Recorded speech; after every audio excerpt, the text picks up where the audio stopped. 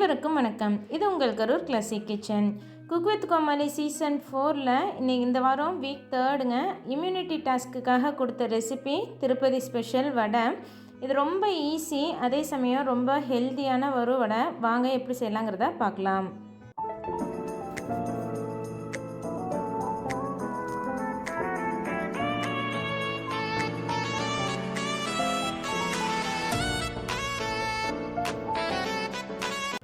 ஒரு அரை கப் போல் தோலோட கருப்பு உளுந்து ஊற வச்சுக்கலாம்.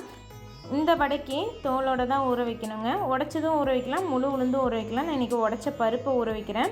நல்லா இதை கழுநீர் பிடிச்சிட்டு தண்ணி கிளியர் ஆகிற வரைக்கும் கழுநீர் பிடிக்கணும். பிடிச்சிட்டு 1 மணி நேரம் போல் ஊற வச்சுக்கோங்க. நம்ம ஊற வச்சுருக்க பருப்பு தண்ணி ஃபுல்லாக உறிஞ்சி நல்லா மலர்ந்து வரும், அந்தளவுக்கு ஊறி வரணும்.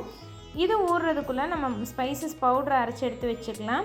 ஒரு மிக்சர் ஜாரில் 3 டீஸ்பூன் போல் கருப்பு மிளகு, கூடவே 1 டீஸ்பூன் சீரகம், கொஞ்சமாக தேவையான அளவுக்கு உப்பு, இதெல்லாம் சேர்த்து நல்லா ஃபைன் பவுடராக அரைச்சி எடுத்து வச்சுக்கோங்க. இப்போ 1 மணி நேரம் ஆயிடுச்சு. உளுந்து நல்லா ஊறி வந்துருச்சுங்க. தண்ணியை வடிச்சிட்டு ஆட்டு உரலில் போட்டு நம்ம கோர்ஸாக ஒரு பேஸ்ட்டாக அரைச்சி எடுத்துக்க போகிறோம். மிக்சர் ஜாரில் போட்டிங்கன்னா உங்களுக்கு சீக்கிரமே அரைப்பட்டு வந்துடும். நான் இன்றைக்கி குக் வித் கோமாளி ஷோவில் இந்த மாதிரி உரலில் ஆட்டினனால உரலில் ஆட்டி செஞ்சு காமிக்கிறேன்.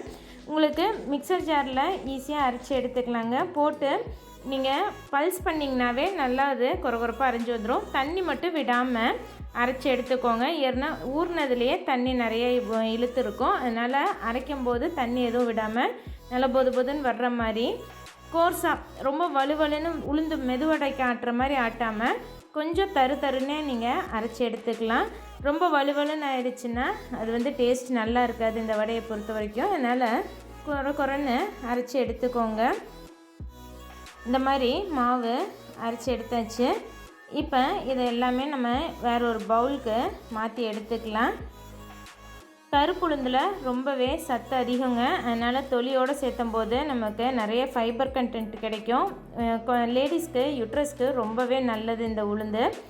இது கூட நம்ம தேவையான அளவு ஸ்பைஸ் பவுடர் ஆட் பண்ணிக்கலாம். நீங்கள் சாப்பிட்டு பார்த்துட்டு உங்களுக்கு காரமும் உப்பும் சரியாக இருந்ததுன்னா விட்டுறலாம், இல்லைன்னா இன்னும் கொஞ்சம் கூட நீங்கள் சேர்த்திக்கோங்க. எல்லாம் நல்லா மிக்ஸ் பண்ணிவிட்டு அடுப்பில் எண்ணெயை காய வச்சுக்கோங்க. வாழை இலை இல்லைன்னா பாலித்தீன் கவர் ஒன்று எடுத்துகிட்டு அதில் எண்ணெய் விட்டு நல்லா தேய்ச்சிட்டு ஒரு ஸ்மால் போர்ஷன் கொஞ்சமாக மாவு எடுத்து வச்சு தட்டிக்கோங்க. இது யூஸ்வலாக நம்ம உளுந்து வடை போடுற மாதிரி இல்லாமல் கொஞ்சம் பெருசாக இருக்கும், மெல்லிசாக இருக்கும். அதனால் நான் வச்சு வாழை இலையில் நல்லா ஃப்ளாட்டாக தட்டைக்கெல்லாம் தட்டுற மாதிரி தட்டி எடுத்துக்கோங்க. முடிஞ்ச அளவுக்கு மெல்லிசாக தட்டிட்டு விருப்பப்பட்டால் நடுவில் ஓட்டை போட்டு நீங்கள் சுடலாம், இல்லைன்னா அப்படியே ஓட்டை இல்லாமல் ப்ளைனாகவும் நீங்கள் எடுத்துக்கலாம். எந்த அளவுக்கு மெல்லிசாக தட்ட முடியுதோ அந்த அளவுக்கு மெல்லிசாக தட்டிட்டு நடுவில் ஒரு ஓட்டை போட்டுக்கோங்க. எண்ணெய் காய வச்சுட்டு எண்ணெய் நல்லா சூடானதுக்கப்புறமா சிம்மில் வச்சுட்டு கையில் கொஞ்சமாக எண்ணெய் தடவிட்டு இந்த இலையில் இருக்க வடையை கையில் எடுத்து மெதுவாக சூடாக இருக்க எண்ணெயில் விடுங்க. நீங்கள் கையில் ஒட்டுற மாதிரி இருக்கும், அதுக்காக தான் கையில் கொஞ்சமாக எண்ணெய் தடவிட்டு வடையை எடுக்க சொல்கிறேன். இது 2 பக்கமும் நல்லா வெந்து கலர் மாதிரி வர்ற அளவுக்கு வேக வச்சு எடுத்துக்கலாம். எண்ணெயோட சலசலப்பு அடங்குற வரைக்கும் விட்டிங்கனாவே இந்த வடை வெந்துடும். இதில் வேறு ஒன்றும் இல்லை, வெறும் உளுந்து மட்டும் இருக்கிறனால சீக்கிரம் வெந்துடும். தொலியோடு இருக்கிறனால கொஞ்சம் யூஸ்வலாக ஆகிற டைமோட எக்ஸஸ் டைம் ஆகும். இதே மாதிரி மீதம் இருக்க மாவு எல்லாமே நீங்கள் வடையாக சுட்டு எடுத்துக்கலாம். நான் ஏற்கனவே சொன்ன மாதிரி இதில் நிறைய ஃபைபர் கண்டென்ட் இருக்குது. உளுந்து உடம்புக்கு ரொம்ப குளிர்ச்சியும் கூட. இதில் மிளகு ஜீரகம் சேர்த்து இருக்கிறனால சளிக்கு ரொம்பவே நல்லதுங்க. சின்னவங்கலேருந்து குழந்தைங்க வரைக்கும் கண்டிப்பாக விரும்பி சாப்பிடுவாங்க.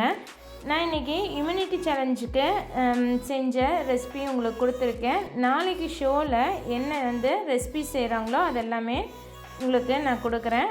மிஸ் பண்ணாமல் எல்லா வீடியோஸையும் பார்த்து சப்போர்ட் பண்ணுங்கள். இந்த மாதிரி வடை நம்ம எப்போ செஞ்சு வச்சாலும் ரொம்ப எண்ணெயும் குடிக்காதுங்க இந்த வடை. அதே சமயம் ரொம்ப மொறுன்னு இருக்காது. அவுட்டர் லேயர் பார்த்தா ரஃப்பாக இருக்க மாதிரி இருக்கும், ஆனால் உடச்சி காமிக்கிறேன் பாருங்கள், ரொம்பவே சாஃப்டாகவே இருக்கும். சாப்பிட்றதுக்கும் ரொம்ப டேஸ்ட் நல்லாவே இருக்கும். நமக்கு வேலையும் ரொம்ப ஈஸி. நான் இன்றைக்கி ஆட்டு உரல் ஆட்டினனால ஒரு 20 நிமிஷம் போல் ஆட்டினேன். மிக்சர் ஜாரில் சேர்த்திருந்தால் சீக்கிரம் அரைச்சி எடுத்துருக்கலாம். வீடியோ பிடிச்சிருந்ததுன்னா லைக் பண்ணிவிட்டு மறக்காமல் கமெண்ட் பண்ணுங்கள். இது வரைக்கும் சேனலுக்கு சப்ஸ்கிரைப் பண்ணாமல் பார்த்துட்டு இருந்தீங்கன்னா சப்ஸ்கிரைப் பண்ணிவிட்டு கூடவே பக்கத்தில் இருக்க பெல் ஐக்கான் கிளிக் பண்ணி வச்சுக்கோங்க. தேங்க்ஸ் ஃபார் வாட்சிங்.